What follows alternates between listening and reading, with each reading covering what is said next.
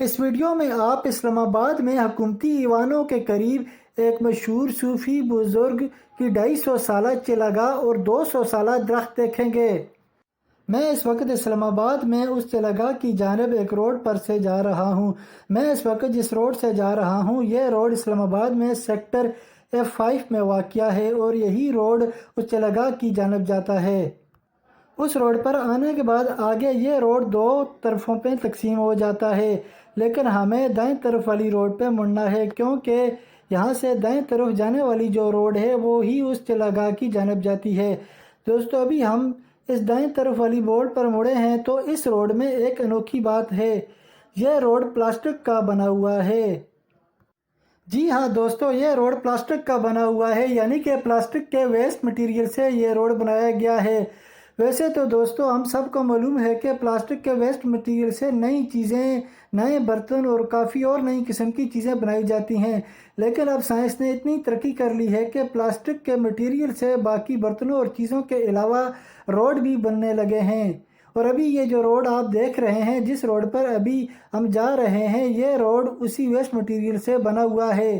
یہ road plastic کے waste material سے بنے ہوئے روڈ کا ایک نمونہ ہے جو کہ اسلام آباد میں اتاترک ایونیو میں موجود ہے۔ یہ روڈ دوستو اسلام آباد میں CDA نے بنایا ہے۔ ویسے تو پلاسٹک کے ویسٹ مٹیریل سے بننے والا یہ روڈ ایک تجرباتی روڈ ہے، لیکن ابھی تک یہ روڈ اچھی طرح جا رہا ہے۔ پلاسٹک کے مٹیریل سے بننے والا پاکستان میں شاید یہ پہلا روڈ ہے۔ ہو سکے اس کے علاوہ باقی باہر کے دیگر ملکوں میں بھی پلاسٹک کے روڈ بنے ہوں، لیکن کوئی کنفرم معلوم نہیں۔ پلاسٹک کا روڈ یہاں آ کر مرگلہ روڈ سے مل جاتا ہے اور یہاں بھی دوستو 2 راستے جاتے ہیں، ایک دائیں جانب اور ایک بائیں جانب۔ ہم یہاں اس چوک سے دائیں جانب والے روڈ پر مڑیں گے کیونکہ چراگاہ کی طرف یہاں سے دائیں جانب والا ہی روڈ جاتا ہے۔ دوستو اگر ہم بائیں جانب مڑیں گے تو فیصل مسجد کی طرف نکل جائیں گے۔ دائیں جانب کے اس روڈ پر چند منٹ کی مسافت طے کرنے کے بعد ہم اس چراگاہ کے پوائنٹ کے بالکل قریب پہنچ جائیں گے۔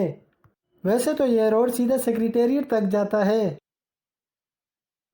اس روڈ سے آگے آنے پر ہم بالآخر چراگاہ کے داخلی راستے کے بالکل قریب پہنچ گئے ہیں۔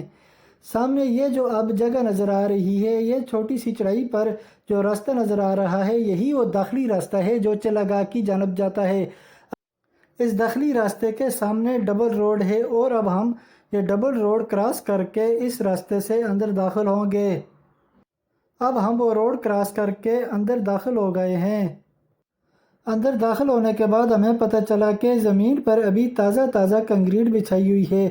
یہ کنکریٹ یا تو آج دن کو کی ہے یا رات کو مکمل کی ہے، کیونکہ یہ کنکریٹ بالکل تازہ ہے۔ اس کنکریٹ پر ذرا آگے آنے کے بعد ایک جانب شیڈ نما کھوکھا نظر آتا ہے، جو کہ اصل میں یہاں پر ایک ٹک شاپ ہے۔ اس مقام پر یہ ایک ہی ٹک شاپ یا ریفریشمنٹ پوائنٹ ہی موجود ہے، اس کے علاوہ یہاں کوئی اور ٹک شاپ وغیرہ نہیں ہے۔ اس ٹک شاپ کے باہر پتھروں سے خوبصورت ڈیزائن میں بینچ بنائے گئے ہیں۔ اس ٹک شاپ کے ساتھ ہی یہ نچلی طرف درختوں میں بھی پتھر کے بینچ بنائے گئے ہیں، یہاں پر بھی بیٹھ کر اس ماحول کا لطف لیا جا سکتا ہے۔ لیکن اس وقت اس ٹک شاپ پر کوئی بھی نظر نہیں آ رہا۔ جو لوگ نظر آ رہے ہیں وہ اس ٹک شاپ کے مقامی بندے ہیں، بس اپنے ہی چند دکاندار یہاں پر موجود ہیں۔ اس وقت یہاں پر لوگوں کے نہ ہونے کی ایک وجہ ہے، ورنہ یہ ایک خاص پوائنٹ اور خاص مقام ہے، یہاں پر لوگوں کا بڑا رش اور بڑا ہجوم ہوتا ہے۔ چونکہ اس وقت دوپہر کا وقت ہے اور گرمی بھی بہت ہے، اس گرمی کی وجہ سے یہاں پر لوگوں کی تعداد بہت کم ہی نظر آتی ہے۔ یہاں پر لوگ تقریباً عصر اور شام کے وقت زیادہ تر موجود ہوتے ہیں۔ اس وقت گرمی میں کوئی بھی یہاں پر نہیں آتا، اس لیے یہاں پر ابھی لوگوں کی تعداد کم ہی نظر آ رہی ہے، لیکن اس وقت بھی آنے پر یہاں پر گرمی سے بچنے کا قدرتی انتظام موجود ہے۔ یہ جو درخت لگے ہوئے ہیں ان کے نیچے بیٹھنے پر بندے کو گرمی نہیں لگتی۔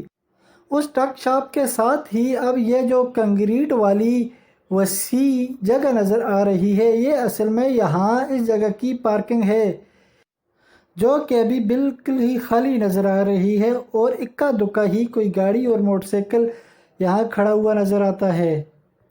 چونکہ ابھی دوپہر کا وقت ہے اور گرمی بھی بہت ہے، اس وجہ سے یہاں لوگوں کی آمد بہت ہی کم ہے۔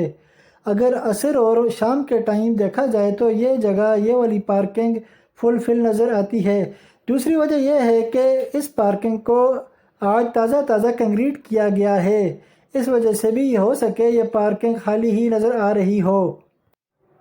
یہ پارکنگ بھی بہت شاندار اور عمدہ ہے۔ یہاں پر سے بندے کو مرگلہ کی پہاڑیوں کا بہت عمدہ اور خوبصورت نظارہ ہوتا ہے۔ مرگلہ کی پہاڑیوں کی چوٹیوں کا یہ نظارہ انسانی ذہن کو بہت پرسکون کرتا ہے۔ اسی پارکنگ کے کونے میں یہ ایک دروازہ نظر آ رہا ہے جو کہ خوبصورت ڈیزائن کا ہے اور اس پر ہائکنگ ٹریل 5 لکھا ہوا ہے۔ ابھی ہم اسی دروازے سے داخل ہو کر چلاگاہ کی جانب جانے والے ہیں۔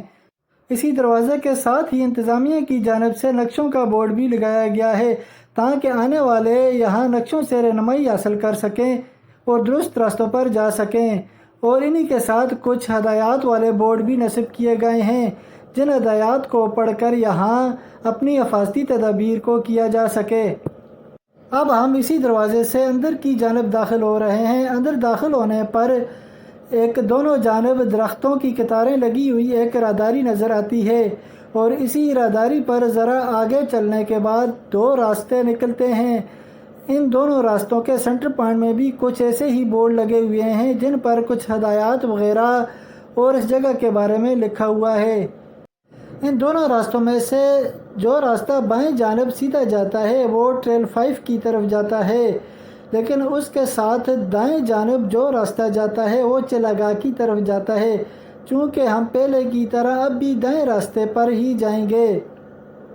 دائیں طرف مڑنے کے بعد سامنے پتھر نما تختہ نظر آتا ہے جو کہ زمین میں نصب ہے، اور اسی تختے کے پیچھے ہمیں پتھروں کی دیوار اور درخت اور چند قبریں نظر آتی ہیں جو کہ یہ قبرستان ہے۔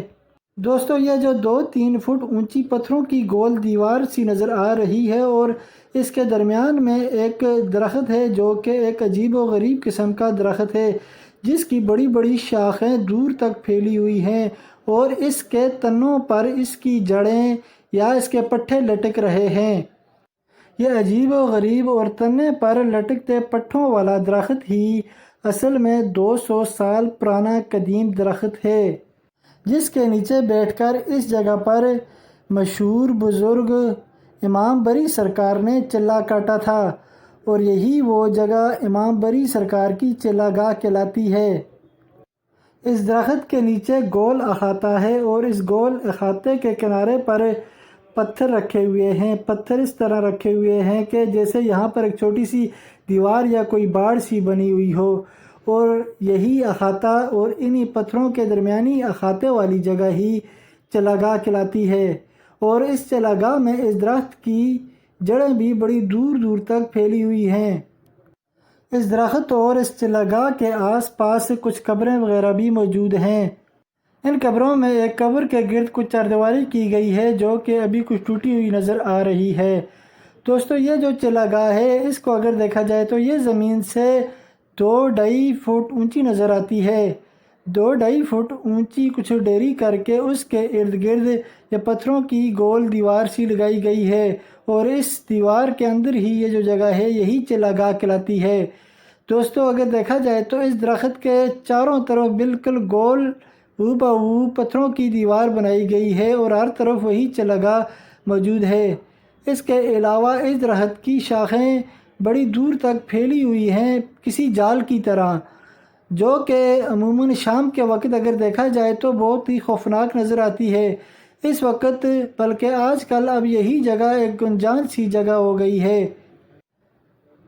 دوستو، امام بری سرکار ایک مشہور صوفی بزرگ گزرے ہیں۔ دوستو، ان کا اصل نام کوئی اور تھا۔ امام بری ان کا خطاب یا لقب دیا گیا ہے۔ دوستو، ان کو امام بری کیوں کہا جاتا ہے؟ دوستو، لفظ امام بری میں 2 لفظ ہیں۔ ان میں سے جو دوسرا لفظ بری ہے یہ بر سے نکلا ہے جس کے معنی ہوتے ہیں خشکی کا ٹکڑا، اور لفظ امام کا مطلب تو آپ جانتے ہی ہوں گے، یعنی کہ خشکی کے ٹکڑے کا امام، اس کا کل معنی بنتا ہے۔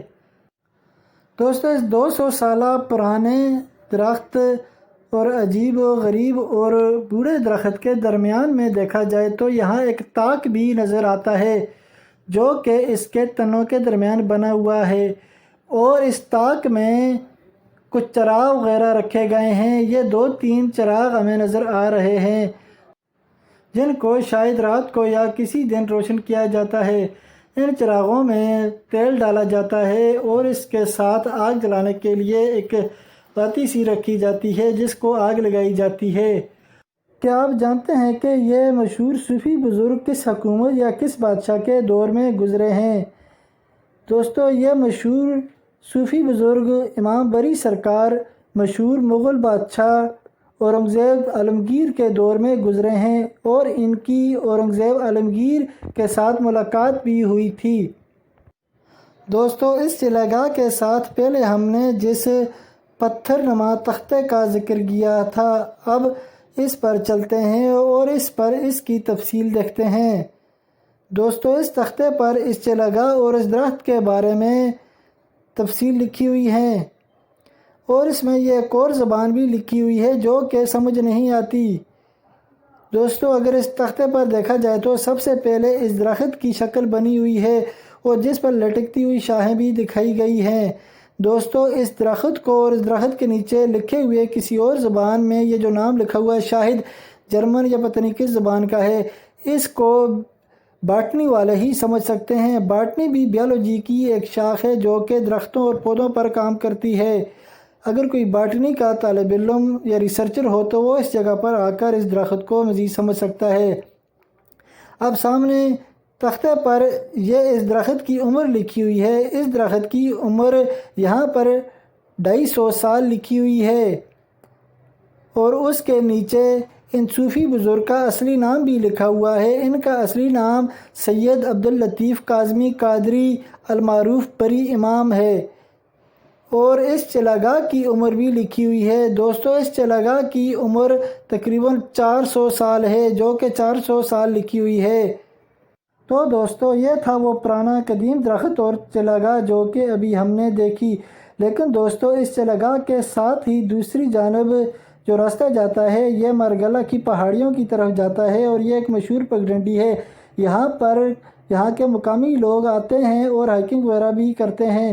دوستو اس بائیں جانب مرگلہ کی پہاڑیوں پر جانے والے روڈ پر بھی عنقریب اس چینل پر ایک ویڈیو آنے والی ہے، وہ ویڈیو دیکھنے کے لیے جڑے رہیں اسی چینل صدی نامہ پر۔ دوستو اب ہم چراگاہ سے باہر کی طرف نکل رہے ہیں۔ چراگاہ سے باہر نکلنے کی طرف اب یہ جو سامنے جو ایریا نظر آ رہا ہے یہ حکومتی ایریا ہے۔ اسی طرف آگے چل کر ایوان صدر اور وزیر اعظم ہاؤس ہے جو کہ اس جگہ کے بالکل قریب ہے۔